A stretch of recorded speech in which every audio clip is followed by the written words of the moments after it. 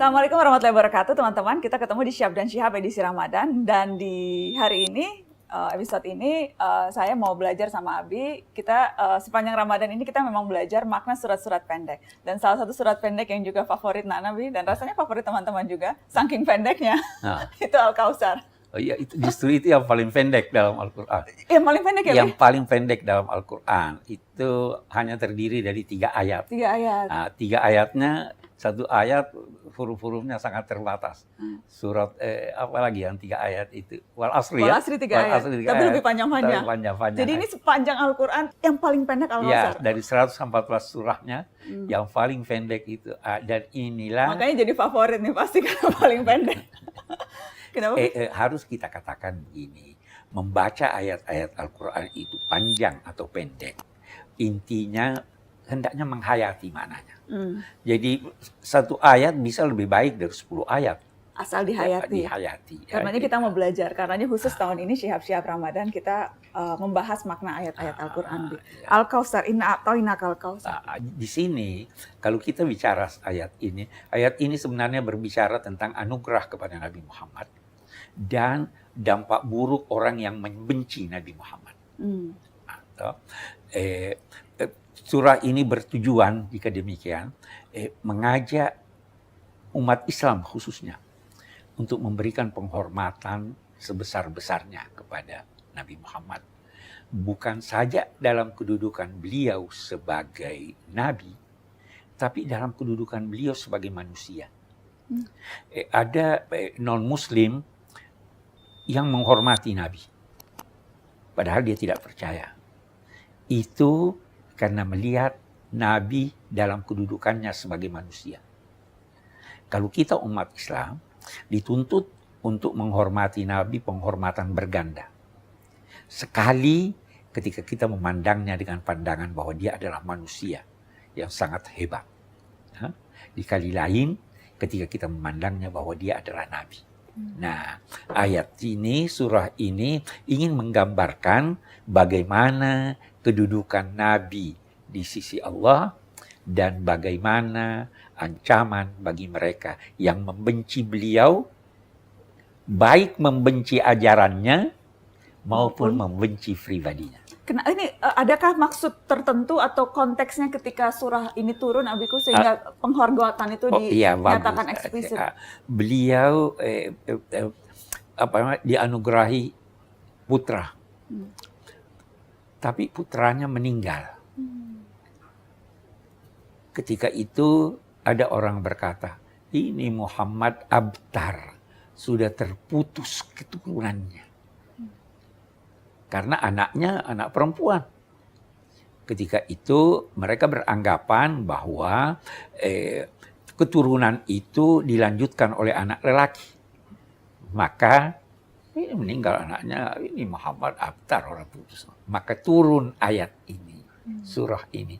Inna a'tainakal kautsar. Sungguhnya kami telah menganugerahkan kepadamu banyak hal. Nah, apa Al-Kautsar?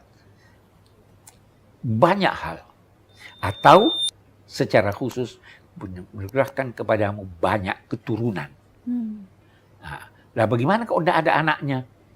Ada anak laki-lakinya, bagaimana bisa banyak? Nah, keturunan itu bisa dikaitkan dengan anak perempuan, bisa dikaitkan dengan anak lelaki. Ya toh? Siapa namanya? Nabi Isa. Ada ayahnya. Jadi keturunannya dikaitkan dengan siapa? Maryam, Siti Maryam. Isa ibnu Maryam. Begitu juga dengan Nabi. Orang-orang Yahudi itu tidak mengakui Nabi Ismail sebagai Nabi anaknya Nabi Ibrahim. Karena apa? Karena ibunya budak. Jadi dia juga budak, begitu anggapannya. Jadi Al-Quran menyatakan Inna a'tainakal kautsar. Sesungguhnya kami telah menganugerahkan kepadamu. Mu-nya ini Nabi Muhammad. Al-Kautsar. Di sini terjemahannya kebajikan yang banyak, termasuk surga, termasuk sungai di surga yang dijanjikan Allah. Itu bagus. Satu pendapat. Al-Kautsar banyak. Sehingga ada ulama yang mengartikannya banyak keturunannya, itu yang lain lagi banyak kebajikan. Apa itu Antara lain ada sungai, telaga di sorga. Antara lain ada hikmah, ada ini. Yang banyak. Nah, satu hal yang Abi ingin garis bawahi. A'tainaka. Kalimat ini berat di lidah non-Arab. Ain. Ya toh? Pengucapannya, pelafalannya lebih susah sedikit. Susah sedikit. Ada yang pernah usul begini. Kan ada juga kata bahasa Arab atainaka. Atainaka sab'an minal mathani. Kita baca aja atainaka. Abi mau jawab begini. Kalau tidak bisa, silahkan baca sesuai kemampuan. Kita tidak dibebani kecuali sesuai dengan kemampuan kita. Tetapi jangan ganti.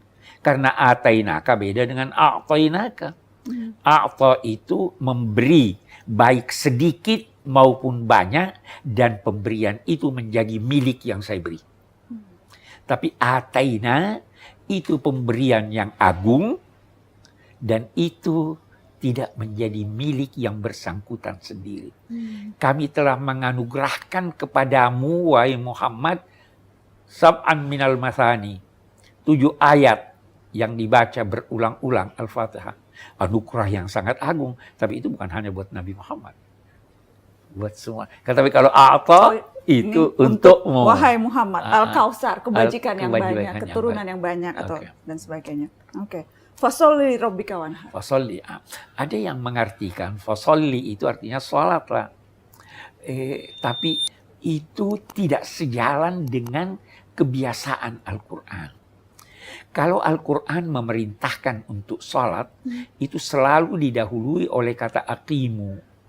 Atau yang dirikan, laksanakan secara sempurna. Tapi kalau tidak didahului oleh kata aqimu dan akar dengannya, maka itu bukan berarti sholat, yakni ibadah yang dimulai dengan takbir dan diakhiri dengan salam. Itu diartikan doa. Jadi di sini fasolli itu maka bukan berdoa, sholat. bukan sholat, karena tidak ada kata aqimu. Itu bedanya. Orang yang sholat dengan benar dengan yang tidak sholat dengan benar. Kalau yang sholat dengan benar, aqimus sholat. Tapi kalau tidak sholat dengan benar, dia tidak aqimu. Aqimu sholat itu artinya laksanakan sholat secara sempurna, sesuai rukunnya, sesuai syaratnya. Ini pasal berdoalah kepada Tuhan. Wanhar. Wanhar, ada yang mengartikan sholat di sini sholat Idul Adha. Tapi kita katakan tidak, bukan sholat Idul Adha. Inhar, apa artinya inhar? Yang berkata sholat Idul Adha, dia katakan inhar itu antara lain berarti letakkan tanganmu di dada, di bawah leher. Ada orang yang salat seperti itu. Kalau memang itu perintah Tuhan, kita tidak akan menemukan riwayat yang menyatakan Nabi terkadang sholat meluruskan tangan, terkadang di atas perut. Jadi apa artinya inhar? Sembelihlah unta. Nah, dari sini datang tuntunan bahwa kalau memperoleh anak, sembelihlah binatang sebagai tanda syukur. Akekah itu. Akekah itu. Ini dari tuntunan dari tafsir dari surat Al-Kausar ini. Berdoalah dan kemudian sembelihlah binatang. Oke. Yang terakhir, Bi. Inna syani'aka wal abtar. Yang memusuhi kamu itulah al-abtar. Itulah yang terputus keturunannya. Yang memusuhi Nabi, yang memaki Nabi, tidak dikenal lagi keturunannya. Tapi Nabi keturunannya banyak. Ya, banyak sekali tersebar di mana-mana. Yang memusuhi kamu, baik memusuhi kamu karena kamu Nabi, maupun memusuhi pribadi kamu, itu terputus dari kebajikan. Abtar itu artinya terputus dari kebajikan. Karena itu ada hadis Nabi, setiap persoalan yang tidak dimulai dengan mengucapkan bismillah, maka itu abtar. Itu tidak sempurna, itu terputus daripada kebajikan. Singkat sekali surah ini, tetapi kandungannya, intinya, agungkanlah Nabi. Jadi itulah inti surat Al-Kausar. Terima kasih ya Biku. Terima kasih teman-teman. Semoga bisa membantu teman-teman lebih memaknai dan menghayati surah ini ketika dibaca pada saat sholat. Assalamualaikum warahmatullahi wabarakatuh.